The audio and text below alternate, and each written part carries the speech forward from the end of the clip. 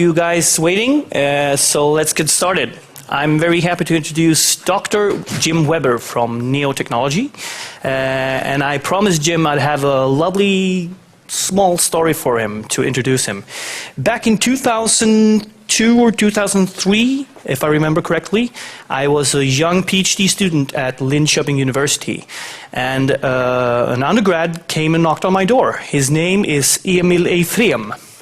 You might know about this guy. He was told that I might be able to give him advice on how to quickly get to Stanford. Apparently he wanted to leave the university as quickly as possible, and to Silicon Valley. Now we know the story and history, we know kind of why he wanted to go to Silicon Valley, and because he had this startup idea.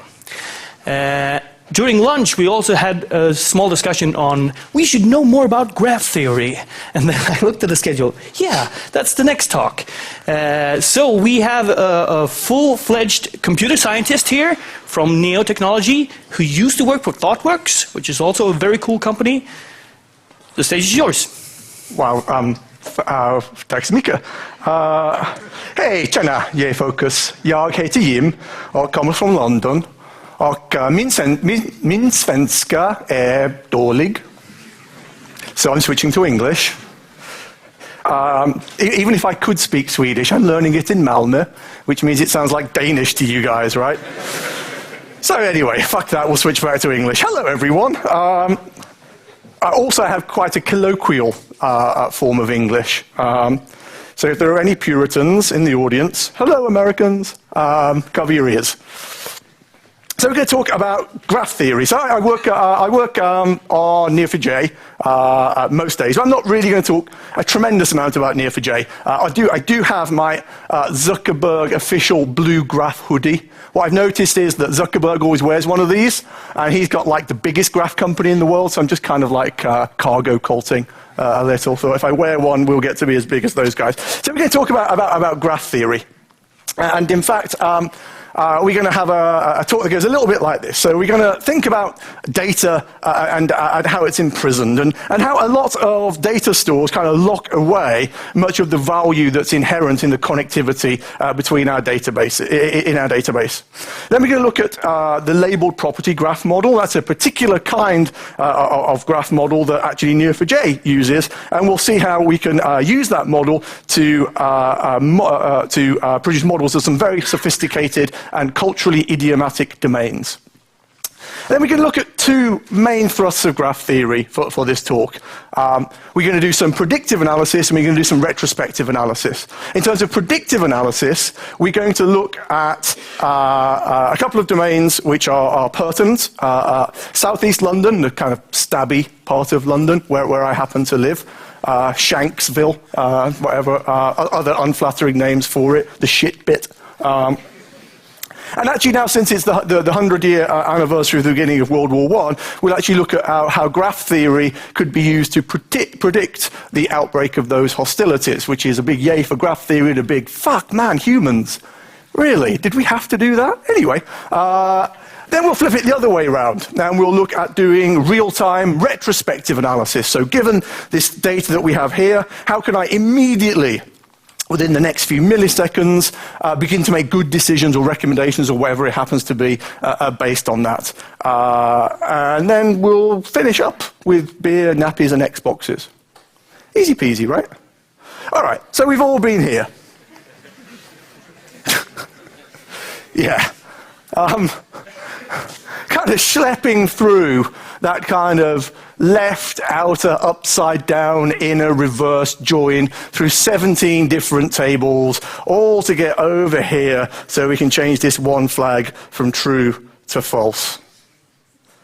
And we're not liking it, right? We're not liking it. We have, friends, we have done things to relational databases which are unspeakable. And you have bent them to your will, and you have got more and more sophisticated in torturing them with SQL queries and denormalizing your data than is in any way conscionable. But we did it because we had to. We had nothing else available. But half a decade or so ago, we started to see alternatives emerging. Under the umbrella of NoSQL, different kinds of databases began to become available to us, mere mortals. Not just those of us that happen to work at web-scale companies, but those of us that do real work for a living also. Primary amongst these, coming from the Amazon Dynamo lineage, are the key value stores. The key value stores optimize, as many of these stores do, for large amounts of simple data. The data model in a key value store is hash map. You've got a key, you can store and retrieve by that key. Easy peasy. The downside is it's a very simple data model. You've got hash map, and that's all the kind of structure these databases give you. Moving along from a dead, oh really? That's one of those, it's one of those things as a speaker you're like, I need everything to go flawlessly. Room full of people staring at me, and then you get a hardware failure. Pew, pew. There we go, back on track. There we go. Then moving up the stack a little bit, we have the column family of databases. Now, the column family of databases are a bit interesting. They come from Google's big table paper and the various clones thereof. And what the column family of databases give us is a richer data structure. They give us a nested hash map of hash maps. And within that nested hash map of hash maps, we tend to find that keys line up. So we start to find a kind of natural index emerging through our data, which is lovely and very useful. Of course, it's still hash map of hash maps, which doesn't put it quite in the league of more sophisticated models, but it is generally useful. Like the key value stores, these databases tend to be designed for very large-scale deployments, for high availability, and so on.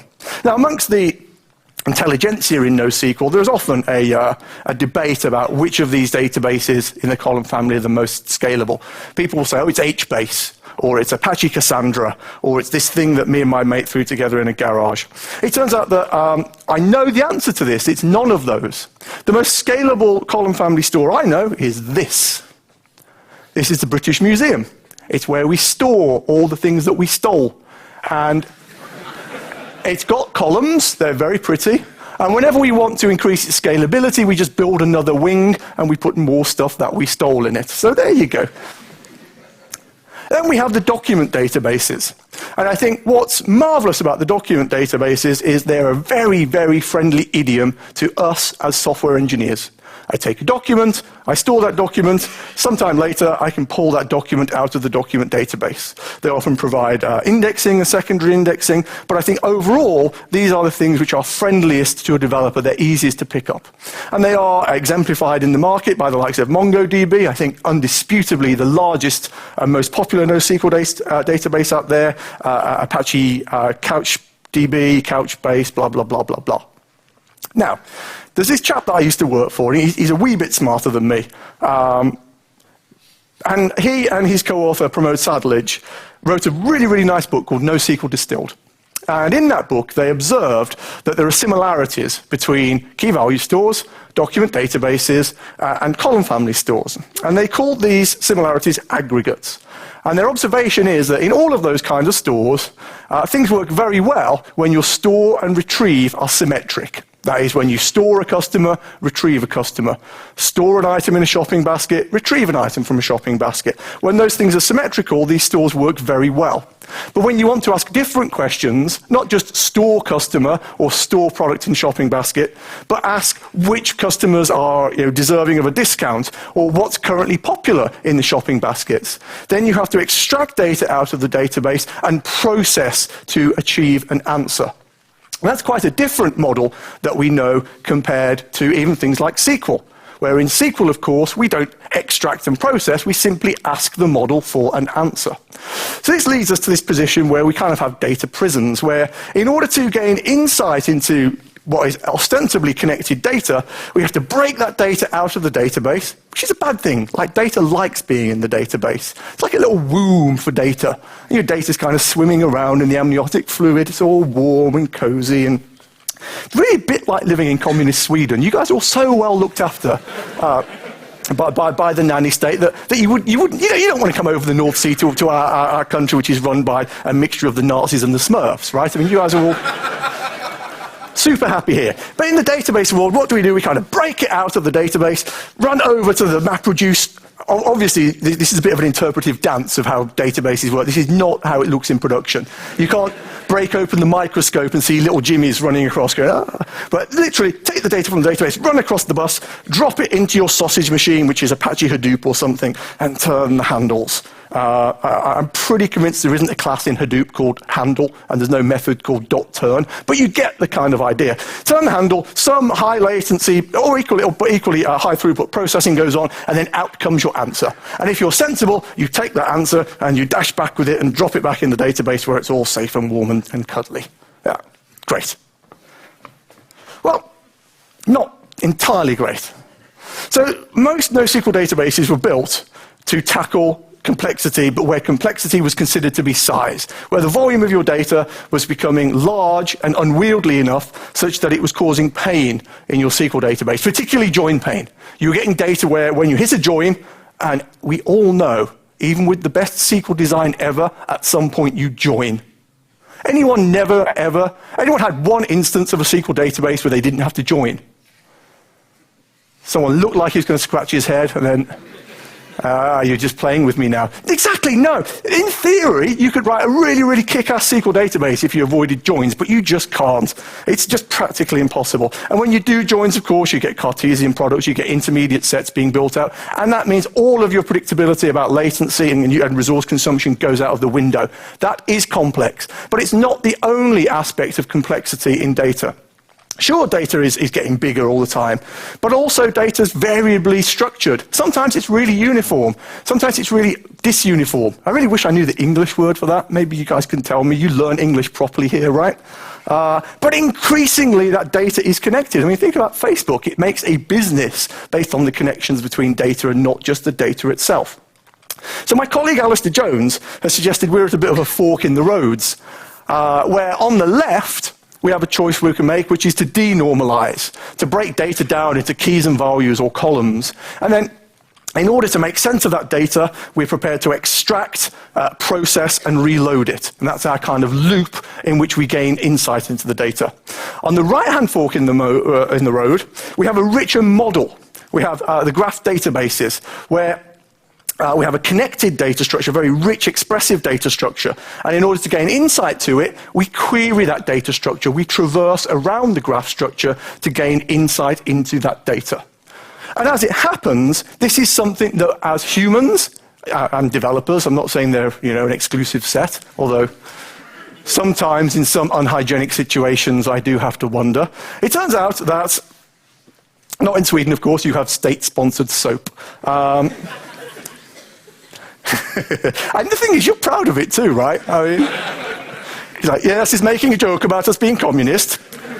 Awesome. I'm just jealous, frankly. So it actually turns out that humans are already super used to this stuff. How many of you guys have been over to, the UK and been to London? Lots of you, right? Why? Because the beer's cheaper. I'll tell you what I really, really hate, the one thing I hate besides the British weather here.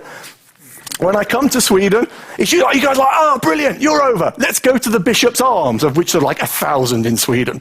And they say, oh, you should drink this beer. I'm like, yes, I should drink that beer, which only costs 7 times more than it does in my local pub. God damn it. Anyway, so when you come to London on one of your more modernized Viking raids to drink our cheap beer, often you'll land at Heathrow down here, and many of you will eschew this underground system, and you'll get the Heathrow Express train to Paddington. If I wasn't in a startup, I would do the same. I walk, actually. Anyway, so I'm going to ask you a question. Here's Paddington Station up here, and here is London Bridge. London Bridge is where the Neo4j London office is. So I could ask you guys now, how am I going to get from Paddington in the northwest of the city to Neo4j in the southeast of the city? How might I get there? This is where you pretend for a moment that you're not Scandinavian and you shout. I know, it's a stretch. It's a stretch. Let me put it this way. Don't be Danish. Oh, sounding pretty Danish so far. Wow, you guys good at bacon? Take a taxi. Take a taxi, that's one way of avoiding the graph. Let me say that even with the strength of the crown right now, you can't afford a taxi.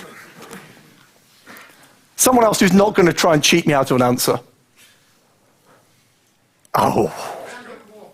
Random walk? Yep, but then you end up here, or holy shit, now you're dead. I forgot to tell you, some of these are a trap. Depth first search?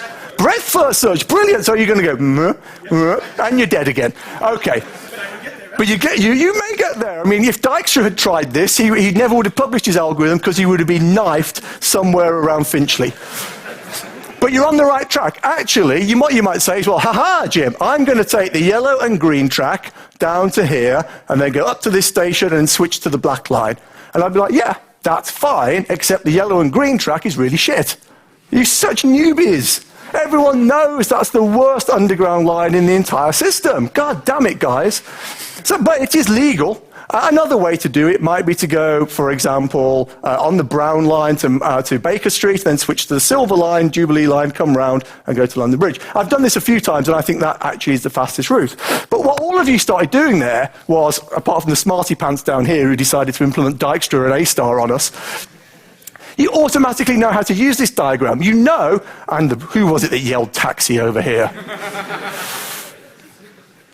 You know that you're only allowed to traverse between connected nodes, right? So actually graphs are quite familiar to us. Even if you hadn't been to London, you hasn't used the tube, you already know how to make sense of this diagram. And that's all thanks to this guy called Leonard Euler, who is a bit like William Shakespeare, insofar as he's a guy put on our computing degree courses just to make them fucking harder and more boring than otherwise they could be. No, sorry, that's not what I meant to say. Who invented the graph theory, right? So he starts off over in Königsberg, and now Kaliningrad, of course. And there's a problem there, which is people have been wondering for many years whether it's possible to walk all 7 bridges across the River Pregel without retracing your steps. And so I imagine that generations of empiricists had tried this. And by empiricists, I mean idiots who'd literally walked. Shit, I've been on this bridge before, haven't I? Yeah. All right, try again. Now, Euler is either someone who is ferociously far smarter than that, or lazy, or both. He's like, you know what, actually, what I can do is I can solve this diagrammatically and ultimately mathematically. So what does he do? He takes a messy real-world problem, described poorly, full of detail about bridges and rivers and houses and, I don't know, all sorts of other stuff. It's a lot like the kind of requirements your product owners give you, right? It's like messy and unstructured and basic. And then what did he do? He took that messy real-world problem and he reduced it to a diagrammatic equivalent. So he got rid of a lot of superfluous detail about the fact that it's sunny or rainy and bridges and cobbles and blah, blah, blah. This is what you do when you do a design, right? You take that incomprehensible gobbledygook that your PO blathers at you and then kind of create a logical, useful design from it. And if you're sensible, you tend to express that design in terms of executable assertions. Good stuff, because that's not controversial in 2014. And then finally, Euler produced a mathematical model, a graph of this system, and then was able to apply his nascent graph theory to prove that, in fact, no, it is not possible to walk the 7 bridges of Königsberg without retracing your steps. For you, of course, for you and I, that means producing executable software that runs on a computer and provides some value to our businesses. So thanks, Euler, for developing this. Otherwise, Neo4j doesn't exist, and nor would Neo4j's labeled property graph model. So it turns out that graph modeling is not difficult. It's unusual because we haven't really been exposed to much of it yet. So much of our intellectual efforts has been tied in to denormalizing relational tables that we haven't quite come up for air to figure out how straightforward graph modeling is. But the entire toolkit of graph modeling, in Neo4j at least, can be described in one slide. In Neo4j, we have nodes, and we have relationships that link them. In nodes, we can store properties, key-value pairs. Relationships between nodes in Neo4j are directed. They are given a name, loves, liked, owns, that kind of thing. And they can also have properties on them, so you can do things like weighted graph walks. And then finally, in Neo4j 2 onwards, you can label nodes, so you can taxonomize them according to the kind of role they play in your graph. Are they customers? Are they people? Are they postcodes? And really, the reason for this is because I like Doctor Who. Yay! One yay. Can I get any more yays for Doctor Who? Okay, good. You should try doing this in the USA when they're like, who? And this one really gets me. What's a Dalek? I'm like, oh. Anyway, Doctor Who, the longest running science fiction TV show in the world. It's been running since 1963, episode 1, An Unearthly Child. Funny thing about episode 1 in 1963, An Unearthly Child, the Doctor, an alien, and a relative of his, called Susan, are stuck in 1960s London. Their machine that they use to travel has broken and they can't move. But to fit in, and they look human, very human. To fit in, the character of the Doctor sends his companion to the local school, so they look normal. Immediately, the authorities know that they are aliens. How? Well, because it turns out that when you send a 13-year-old girl to school and she can do science and math, that's unusual enough that she's obviously an alien. Anyway, the BBC, thankfully, have moved on from that kind of misogyny of their youth. And now they've actually got this, they've developed this mythical universe around Doctor Who. This is the Doctor. This is Matt Smith. This is the 11th Doctor, although we have now seen Peter Capaldi playing the 12th. The Doctor is a humanoid, and he's not human. He comes from a different planet. He comes from the planet Gallifrey. So there we have the simplest graph we could draw. And for those of you that were not into Doctor Who, that's your first nerd fact of many that will come out in this session. Doctor from Gallifrey. Not Gallifrey from Doctor, that would be silly. Doctor from Gallifrey. So this graph is quite readable. And I think it's with the Gallifreyans, they're called Time Lords, and they've invented the ability to travel in time and space. But much like Sweden during the 40s, they decided not really to get involved. They prefer just to kind of sit there and watch the universe go to shit around them. I'm never sure whether I can get away with those kind of things or not, but basically your laughter says yes. More Swede jokes. Anyway, so the Doctor's not really like the rest of Sweden, Gallifrey. He really wants to get out into the universe. He's a young guy. He's only 903 years old. He wants to get out there and do stuff. So he steals one of their machines that can travel in time and space. It's called a TARDIS. If you've seen some of the more recent episodes, yes, the Doctor stole a TARDIS, but also, of course, you could argue that there should be a reciprocal relationship saying TARDIS stole the Doctor. Brilliant, brilliant episode, that one. And so the Doctor steals this machine that can travel him in time and space, and he goes rushing around the universe. And he's a do-gooder, and he puts right things that have gone wrong with a huge arsenal of weaponry that includes a screwdriver. And that's pretty much it. So again, fuck you, Star Trek, for your phasers and death torpedoes and blah, blah, blah. He solves problems with a screwdriver, which you as Swedes should implicitly warm to, because it's just kind of like IKEA in space. Anyway, here he goes around the universe, and he had battles with bad guys like Daleks and Cybermen and Sontarans. And this is like an anti-social network, right, brewing around the Doctor. So Doctor enemy of Dalek, Doctor enemy of Cybermen, Doctor enemy of Sontarans. And at this point, I should credit Ian Robinson for drawing this slide. He put a Sontaran in because he knew I'd steal this slide, and he put the Sontaran in because he says I look like one. I think it's harsh on the Sontaran, to be honest. Anyway, the Doctor, though, he's also quite a needy guy. He likes to travel with companions, and most of the time, because of the inadequate budget of the BBC wardrobe, he travels with human-looking things, because otherwise it'd be too expensive. Until recently, he was travelling with this guy. This is Rory, and this is Amy.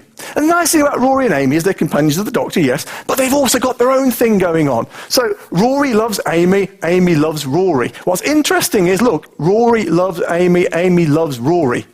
We've all been in situations where only one of those relationships exists. Right? It's heartbreaking, but it's true. Love can be unrequited. Thankfully, in their case, they love each other, they're married, they have a kid, the kid is River Song, the Doctor ultimately marries River Song. Spoilers. You know that moment when a few hundred people suddenly don't share your enthusiasm? And they're like with you, and then they left you back here, and then you're right. Yeah. Anyway, Then there's the real world of Doctor Who. Don't worry, I'm not some nutter who thinks that Doctor Who is real, but there is a real world dimension to Doctor Who. And it is in the TV shows that the BBC screen. And the TV shows bring together all of these mythical creatures, these actors, these characters, the producer, the locations, the guy who makes the bacon sandwiches and cups of tea. All these real-world dimensions link into the Doctor through these episodes. So actually, graphs are really brilliant at bringing together multiple arbitrary numbers of dimensions of data into one single queryable place. They are awesome for that. So if I was to ask you now, and even if you're a Doctor Who newbie, in which episodes did Amy battle the Daleks? Well, you could probably start to figure that out, again, just by tracing your finger over the relationships, just as we did in the Tube. So you can see here that Amy is a companion of the Doctor, who's an enemy of the Daleks, which kind of implies some little bit of hatred going on here. And I can see that this Dalek appeared in this episode called Victory of the Daleks, helpfully. And if I follow this relationship back here, I find Amy. So Victory of the Daleks is a candidate for including in our result set. The thing is, these relationships here, I kind of traverse them in ponderous human time. In Neo4j, I can traverse those at about 1/millionth to 1/2 millionth of a second per thread per core. So you can explore a great deal of this graph very, very quickly. And just to add icing on the cake, Neo4j now supports labels so that you can start to tag the roles of nodes within your graph, helping you to taxonomize, to help you to structure even better, faster queries. So now that we know the model, we can actually start to do some analysis. And in graph theory, some predictive analysis. In graph theory, the main tool, or the easiest tool, I think, to get to grips with, the easiest concept to get to grips with, is this notion of local properties. And this is a local property around where I live, and what I just noticed was it's that this thing needs to be thrown in the dustbin. What I noticed about this guy is that it serves Turkish, Greek, and Mediterranean food, which sounds lovely, and then it puzzles me, but I'm quite delighted. I'm also convinced that the fact that it serves English food is also the reason it serves booze, because you need to drink a lot of that before you be tempted to some of that. Anyway. Let's talk about local properties. Local properties are things that happen at a micro scale, down in the weeds in the graph. But these things that happen at micro scale have enormous implications for the overall structure of a graph. And the easiest local property we can get to grips with is the notion of triadic closure.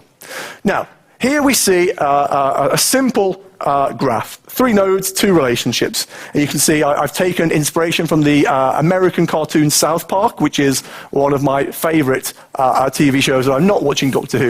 And you can see 3 kids here, 3 boys. See that Kyle is a friend of Stan, and Carl and Kenny are friends. You can feel this already. There's a tension here, right? So if you've got 2 friends, isn't it kind of likely that they're going to bump into each other at some point, that they're going to kind of like each other, they're going to get to know and like each other? Because it turns out that you often don't like people that dislike each other. That's just awkward. If you've got a friend who hates one of your other friends, well, who are you going to go drinking with on a Friday night? Because you can't take both of them. Huh? You've never been married. I've never been married. I don't quite know what to say to that. I have and am married, which is why I don't go drinking on Friday night, so you could be right. Even graph theory cannot predict the wrath of Kath, my wife. But anyway, that's a really good heckle. Are you Norwegian? Anyway, so there's tension in the graph, and it turns out that the graph wants to create this triangle. I want to close off this triangle so that Kyle and Stan are friends, Kyle and Kenny are friends, and Kenny and Stan are friends. And of course, we know from the world of South Park that that is true. We also know this is called triadic closure for one reason only. It's like the functional programming guys when they talk about monads, which is like, monad, like some kind of like fucked up Harry Potter voice they have to use. The graph theoreticians wanted to call this make triangles, but that sounds a bit too kindergarten, so they have to call it triadic closure in a kind of spooky voice. So I'm going to just say make triangles, but in your mind, if you want to sound cool to the other kids who missed this awesome session, just do spooky voice, triadic closure on them, and they'll be totally jealous. Now, As well as this simple notion of making triangles, we can add this thing called structural balance into making our triangles. And you can see here that I've got this guy Cartman, who is not a nice kid, right? He is not at all. He's unpleasant. He's friends with Craig, and he's an enemy of this guy called Tweak. In fact, there's an entire episode where Cartman simply tries to stir up a fight between these guys. He's a shit, and someone I admire enormously, which is kind of perverse. Anyway, so we could make a triangle like this, where Cartman is a friend of Craig, Cartman's an enemy of Tweak, and Craig and Tweak are friends. But that feels awkward, right? Because Cartman, I don't know if you've seen South Park, I'm going to try this. Cartman's all like, "Hey, Craig, Tweak is such a douchebag, why don't you have a fight with him?" And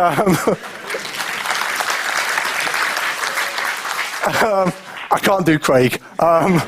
Craig's like, no, Cartman, seriously, Tweak's my friend, I'm not going to have a fight with him. So it's awkward, right? Because this, actually, a structurally balanced closure would look like this, where Cartman and Craig are friends, but they both hate Tweak.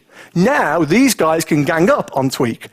To be clear, I do not think this is morally superior.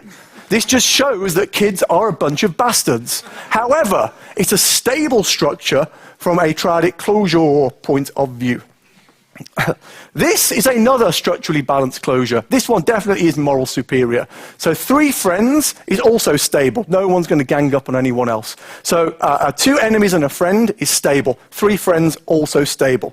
And this notion of making triangles, balanced triangles, is a key predictive technique. Because you can take a graph, an arbitrary graph, and just iterate through it, looking for opportunities to make structurally balanced triadic closures.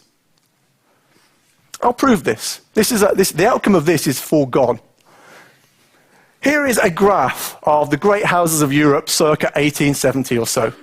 Yeah, I forgot to put you guys on. I don't know, maybe your empire just went a bit, off the boil.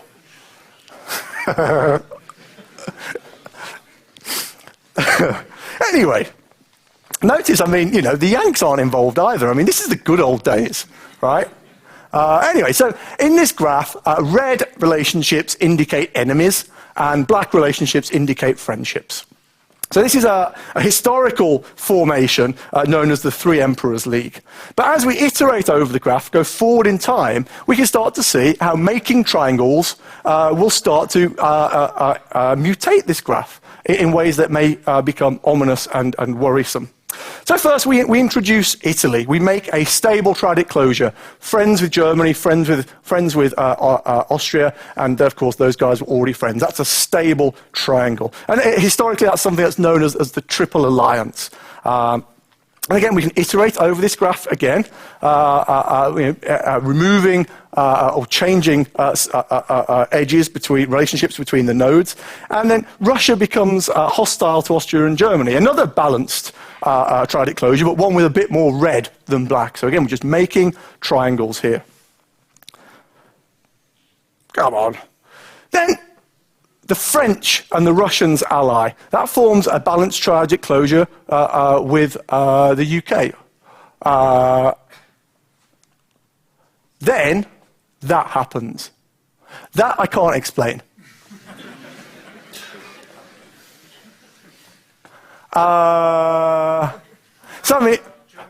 Sorry? Yeah, you say that. So I'm getting that, to balance Germany because, the threat of a newly liberal, socialized workforce in Germany was so worrying for the toffs. But still, 2,000 years of kicking each other around Europe, and now suddenly we're mates? It just seems a bit sudden. Anyway. That's it. That's it. And we're lulling them into a false sense of security, except now we share an aircraft carrier with them. So it's like, hey, France, can we have the aircraft carrier next Thursday?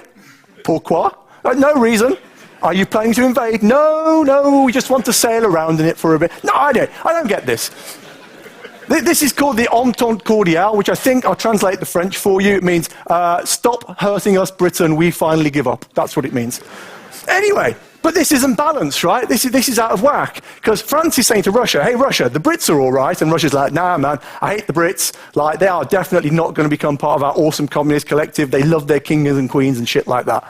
And France is like, oh, come on. France is really persuasive. And so eventually then, Russia and the Brits become friends, and then you iterate through the rest of this graph, and you find this stable structure coming out. This is amazing. Graph theory doesn't know anything about wars or emperors or any shit like that. But a stable, if you like, a low energy state for this graph is this. The allies and the bad guys on opposite sides of the graph. Yeah, depends which, yeah, if I was Italian, I'd be like, those guys and the good guys, but you know what I mean. So graph theory accurately predicts the outcome, or at least the starting position of World War I. It doesn't know about wars. All it knows about making stable triadic closures. This is amazing. This is a big yay for graph theory, and a big, Jesus fucking H Christ, did we have to for humankind? Now, I stole that from a brilliant, brilliant book. The book that you should read is called Networks, Crowds and Markets by Easley and Kleinberg. It is, beyond doubt, the most entertaining academic book you will ever read. Download it, read it, and absorb it. It is amazing. Now, the next thing we want to do is introduce a notion of strength into our graphs, the notion of strong triadic closures. So we can have sentiments, positive and negative, friendships or enemyships, but we can also introduce a notion of strength into that. How much do I like you? How much do I hate you? And we can start to do interesting things by analyzing the strength of relationships. And like in the same way that micro-level things like local properties affect the graph at a global scale, weak links are also important to the graph in affecting it globally. So you can see here, I've got a triadic closure that we're now used to with Kenny and Stan and Cartman. And Kenny and Stan are good friends, and Kenny and Cartman are good friends. Kenny's just a generally nice guy. Stan and Cartman, they're kind of like, they're not enemies, but they're kind of like meh. They're not that close friends. So there's a notion of strength in this graph, which gives us a weak relationship. So relationships can have strength as well as intent. And these weak relationships provide a really interesting insight into the graph because they are the things that bridge neighborhoods.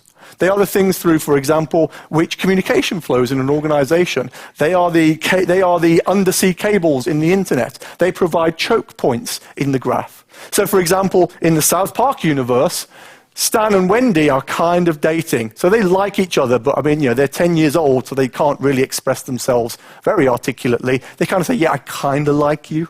Actually, it's a lot like most grown-up computer scientists I've seen when they're trying to date. We have the same kind of level of articulateness, right? But well, I don't know. We drink more nowadays, so it's a risk, right? Because you kind of drink enough to be able to say, no, I kind of like you, but 1 pint too many, and then you're like, I kind of, yeah. I just remember, this is being videoed, right? My career is in the shits at this point. Anyway, the only way that any of the boys up here in the boys' network can get any messages down to the girls' network over here is it for it to pass through Stan and Wendy over this weak link. So it turns out these weak links are a way that we can start to pick apart the graph to see how it might decompose by iterating over it, looking for weak links. And we can see examples of this. So this is a network that I took from the 1978 United States Journal of Anthropology. The cold winter evenings just fly by in my house. It's about a university karate club, and you can see intuitively as humans, there are kind of a couple of clumps here. There's a clump here and there's a clump here. And there seems to be some loyalty towards this guy and some loyalty towards this guy. And what's happened in this university karate club is that this node labeled 1 was the original founder, student president of the club. But as the club's grown, they've brought on a professional instructor here, node 34. And over time, kind of politics has settled in, and they've noticed that some people prefer to be with the original president, and some people prefer to be taught by the new professional instructor. And what we could do, if we could play this forward by analyzing the graph, we could probably predict a schism that would form in this graph and see how the club might split. And we do this by looking for these weak links in the graph. Now, these algorithms, if you do them properly, they're NP hard, but there are statistically good and faster, cheaper algorithms to run. So using graph theory, we can start to predict the breakup of the karate club.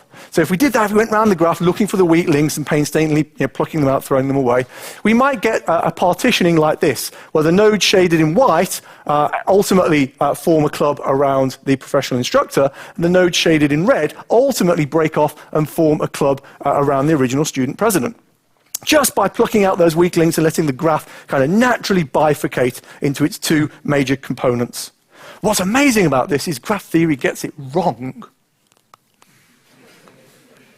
After all that about me telling you how graph theory is so awesome for predicting, graph theory gets it wrong. Watch this guy. Oh! Graph theory, and you can see this, right? Graph theory says this guy really should be colored white because he's embedded in a network much more strongly around the professional instructor than he is around the student president. More of his friends are in this network and so on. So why did this guy, after the club split, and actually we know because this is historical, the club did split in two, why did this guy stay with the student president rather than doing what graph theory said he should do? Turns out, this guy was 2 weeks away from gaining his black belt under the tutelage of the student president, and it would have been foolish for him to give that up to move to a different karate club. So graph theory can do brilliant, brilliant predictive things for you, but it's not infallible. Yeah? So you're getting probabilistically good answers out of this. Now, that was about predictive stuff. What happens if I got a bunch of data and I want to be able to use that data right now to make a good decision? Well, in Neo4j, we do this thing called pattern matching. So we can actually say to the database, hey, database, find me things like this. And in order to do that, we've got a query language called Cypher, which is basically like SQL for graphs, except it's a lot more pleasant. And I first used this several years ago when I was building a retail recommendation system for one of the UK supermarkets. And I guess you have the same here, right? So you go and do your grocery shopping, and when you're going through the checkout, you slide your loyalty card, and they collect some data about the transaction. And in the old days, what used to happen was they would then send it off to some batch job that would run for 14 to 16 hours, and then some leaflet would come through your door, and you'd be like, oh, brilliant, that's from the supermarket, and you put it straight in the bin. And what the psychologists at supermarkets know is that it's really, really crappy to try and get someone to act on something that you just post to them like that. It turns out that if you wonder where your psychologist friends are from university, they're working at supermarkets, and supermarkets are smart because they know that people aren't psychos. They know, thank you very much, they know that if you put something in someone's hand, as I just did, you will take it and you will look at it. And if that happens to be an inducement to buy something, that's just a card that I took out of a telephone box. I think it's for personal services. It's not actually, it's my card, so now I've got myself in trouble, but hey, handsome, see you later. They know when you put something in someone's hand, you will look at it because you are not a psychopath. And once you've looked at it, bam, they've got you hooked. So what we wanted to do was build a system that allowed us to print vouchers that would influence your buying behavior right now. And what we couldn't do is pre-compute that. Because the last thing you want to do is, as someone goes through the checkout with their brand new Xbox, beep, and then you print them a voucher saying, hey, you should buy a PS3 with 20% off. You fuckers! That's really annoying. So that's a contraindication, as the psychologists called it, or you fuckers, as we kind of knew it. So we built a retail data set, and some of the retail data set is about taxonomy, kind of baby stuff, booze, electronics, and some of the retail data set is about transactions. So here I've got a guy called Mickey Smith, who's a Doctor Who character, who bought these two things, which are both members of the beer category, which is a drink. He bought these things, baby dry nights, which is kind of nappies, and he bought this thing, an Xbox, which is a console, which is computer electronics. So it's a mixture of ontological data and real transactional data, and we stuck it in Neo4j. Now, that's Neo4j 2.0. It's a beautiful thing. Anyway, so what was really interesting about this was a certain pattern. We observed that people who were young fathers, who were the target demographic for us, they bought beer, they bought nappies, and they bought Xboxes or PS3s or whatever. And we were happy with that until someone pointed out to us, you may be finding young fathers, or you may be finding really hardcore gamers.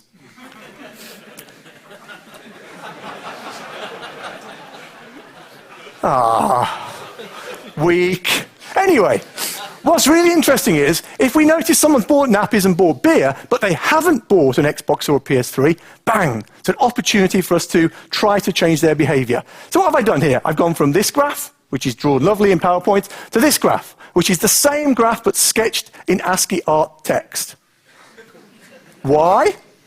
Actually, because I want to show you that queries in Neo4j naturally emerge from the structure of the graph. So that's the same graph structure we just had, but if I flatten it out, it starts to look a little bit like legal Neo4j Cypher query syntax. In fact, I can add labels. Now I can say where I've got some node that's a person that bought something that I don't really care about that's in the member of some category. And then I can add a match clause and add my constraints. And I can constrain even further. And then I finally got my query. What does this say? Match where I've got some person that bought something I don't care about that happened to be in the category called N, where N is the category of nappies. Match the same person where they bought something I don't care about in the member of category B, where B is beer, and introduce category C. Finally here I'm saying, find me a match where I've bought beer and nappies, but I have not bought, there is no link between the daddy, D, and the console category. So has bought beer, has bought nappies, has not bought console, and return distinct. Show me how your SQL emerges naturally from your fucked up schema, and I will reward you. You can't. My reward is safe. And of course, as you'd expect, it returns Doctor Who characters, just in case you were wondering. Why is this stuff so important? Well, it's not just Neo4j doing this stuff. I mean, there are bigger companies than ours doing this thing. Facebook does this. Facebook does this wonderful thing called graph search, which is like a reduced functionality version of Neo4j. My colleague Max DiMasi rebuilt Facebook graph search in a weekend and made it more functional. Probably not as scalable, but certainly more functional. Facebook graph search allows you to ask plain text questions, natural language questions, like, which sushi restaurants in New York City do my friends like? Why am I going to ask that question? Well, maybe I'm in New York and I value my friends' recommendations, because I'm similar to them, over the recommendations of this audience of people I don't yet know. In graph structure, there's me. I told you I like Eric Cartman. I'm a friend of Michael and Andreas. Michael likes this restaurant. Andreas likes this restaurant. They both serve sushi, and they're both somewhere in New York. It's a pretty easy pattern. The Cypher query is absolutely trivial. There's me, find me, where I've got some friend that likes some restaurant located in some city, where that restaurant serves a particular cuisine. Nail it down so that me is Jim, that the city location is New York and the cuisine is sushi, give me back the restaurant. Actually, I can go further. I can add labels in and make sure now that I'm only getting persons, restaurants and places and cuisines back. And indeed, I can compact it so that it becomes literally a few lines of text. Find a person with the name Jim who is a friend of some other person which likes some restaurant, which is labeled restaurant, is located in some place where the location is New York, and serves some cuisine, something node labeled cuisine, which has a value, a property key, cuisine, property value, sushi, return restaurant. Profit. If you've never seen Cypher before, I guarantee you could walk out this door now and start writing it. It's a humane query language. And why is this important to things like Facebook? Because of query time. Graph queries do not explode. There is no join bomb, no landmine waiting for you in a graph query. In a relational query, the latency of your query is proportional to your dataset size and manifestly made more complicated by any joins you choose to include. All bets are off. In a graph query, the latency of your query is proportional to how much of the graph you choose to explore. Always. Which means graphs are really, really good for writing real-time apps. Anything where you want to say, right up until the last few milliseconds, what should I do now? And actually, it turns out that graphs are amazingly good for lots and lots and lots of things, from genealogy to seismic prediction, to retail and social recommendations, to Internet of Things, to bio and pharma, to master data management. And in fact, Bang with Friends runs on Neo4j, so we've got master data management and master data management, which I'm rather proud of. But of course, you do have to go over a hump. You're all here right now. You're like, holy shit, graphs are hard because I've never done them before. I guarantee once you get over that hump and unlearn all that stuff that you've had to learn from relational and get down here, it's all about loving graphs. As if to prove my point and to help you get over that hump, there is a free O'Reilly ebook which you can download from graphdatabases.com. It's a real book, and O'Reilly have said, bafflingly, that we can give it away for free until they tell us to stop. Someone forgot to tell us to stop. And I wrote it with that Emile Efrem guy who, honestly, his career's going nowhere. Don't forget the Neo4j Stockholm Meetup, and thank you all for listening.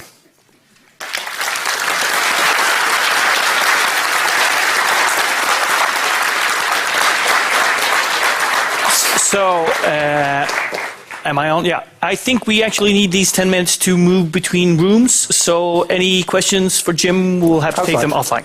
Thank you. Thanks, guys.